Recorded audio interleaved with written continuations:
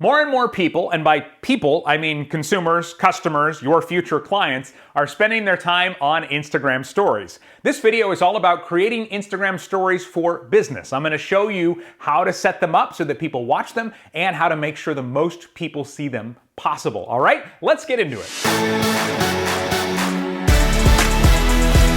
Hello, busy people. Welcome to 5-Minute Social Media, where we help businesses grow their revenue using social media and do it in the simplest way possible so that it doesn't take up all your time. If that sounds like something you could use, take a second, hit subscribe, click that bell.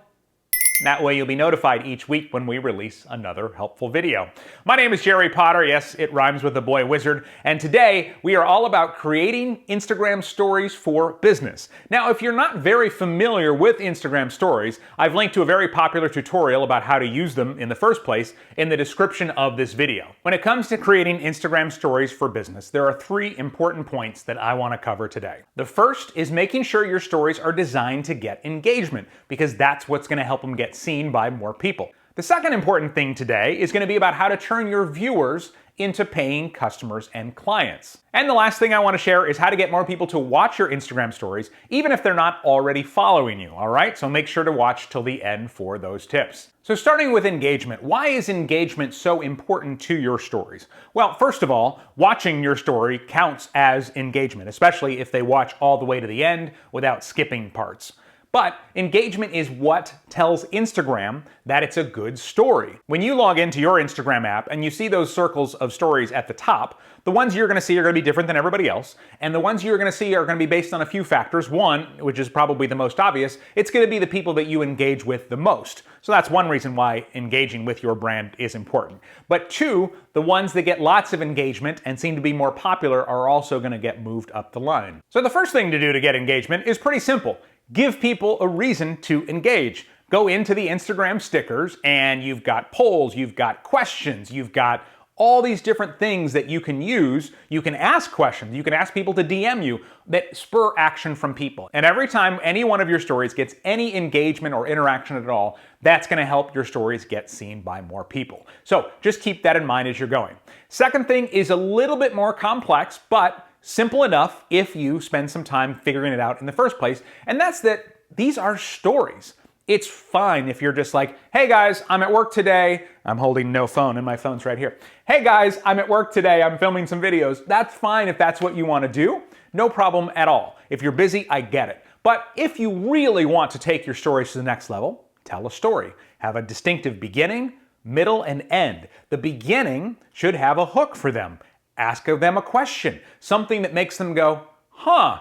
You know what some of the most popular stories are and some of the most popular vlogs on YouTube are? Is people opening a package. I'm standing in front of my desk here. Here is this letter I recently got, and it's actually a letter I wrote to myself at a conference recently, and then they mailed it to me. I have no idea what's in this envelope. When I open this, I'm gonna do it on Instagram stories, and here's the beginning, middle, end. The beginning will be me going, I got this letter that I wrote to myself at a conference a few months ago and they just sent it to me. And I'm scared of what's inside because I remember being scared to write it, but I don't remember what I said, right? Then the second part will be opening it up and reading the letter. And the third part will be whatever my natural reaction is, the conclusion, like, was it scary? Did I write something really vulnerable? You know, what was it? So think about things that you can share that have a hook, your beginning, a middle part, and then a resolution that answers whatever you teased in that hook. That will keep people watching longer. And if you do it regularly, it'll become second nature. Second important thing when creating Instagram stories for business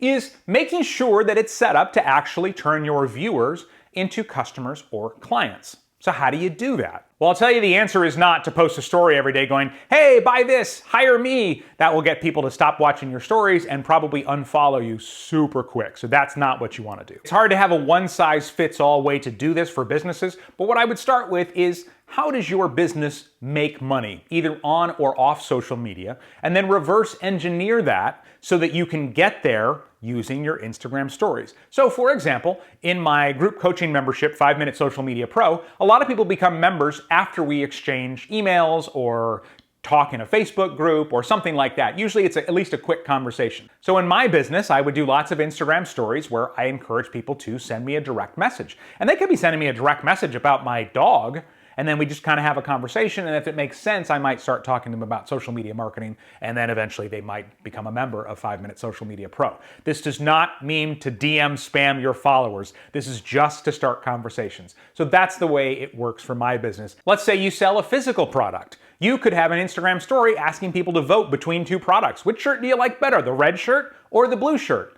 Then you can go through and you can actually DM everybody who voted. You could ask them, why did you like the red shirt or the blue shirt? And if they seem genuinely interested, you could send them the link to buy it, or more likely to convert a sale, you could send them a link and a coupon code to say, hey, if you want, today only, it's 20% off. Or here's a coupon code just for you, Sarah, 20% off. Just use the coupon code Sarah. So that's another way with your product you could convert your viewers into actual purchases. Now, this is really important. Find the balance. You can't just be asking your audience to buy in the DMs all the time, or they will run away and stop following you and maybe even block you, or even report you to Instagram for spamming if you're too aggressive.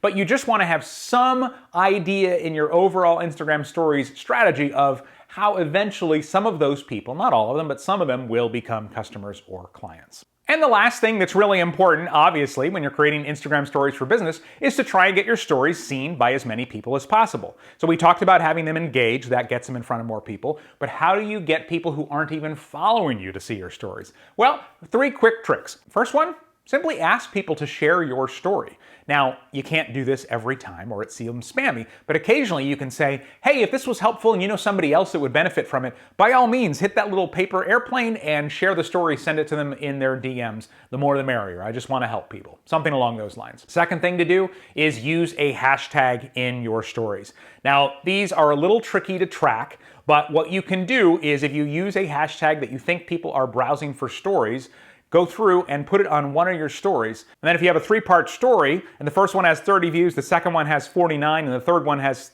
30 or 29, that middle one had the hashtag, then you know that people actually saw it because of that hashtag. So it's a good way to see if you can find a hashtag that you can use. There is a limit on hashtags in stories, and the number is 10. You can't use any more than 10. I usually don't use more than 1. And finally, people browse stories for popular locations all the time.